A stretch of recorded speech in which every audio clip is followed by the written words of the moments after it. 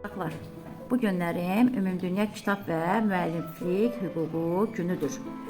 Elə bir insan yoxdur ki, kitabın xeyri nədir sualına cavab verə bilməsin. Lakin çoxları bu sehirli əşyanın dəyərini bilmirlər. Kitab insanın ən yaxın dostudur, əzizidir.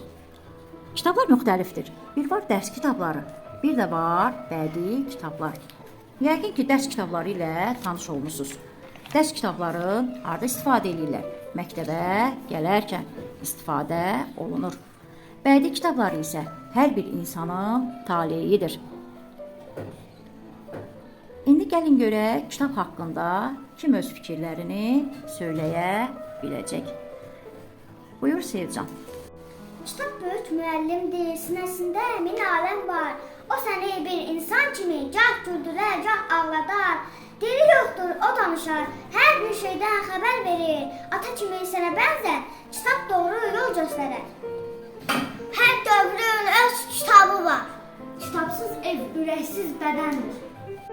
Kitablar həyatım, təcrübələrim isə müəllimdir. Kitab ruhunun dərmanıdır. Bütün mənəvi qidadır. Kitabsız bir ömrün nə mənası var? Kitab özü bir xəzinədir. Kitab nəsillərin bir-birinə vəsiyyətidir. Kitab mənim üçün müqəddəsdir. Qocaldıqda ən yaxşı dostdur.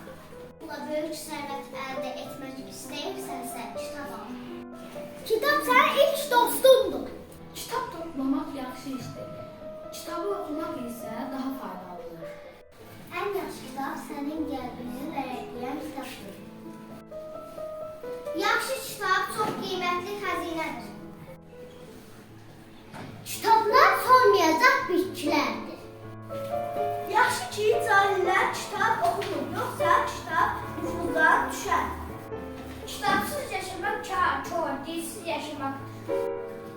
Ordu torpaqların, kitab gönüllərin fərqidir.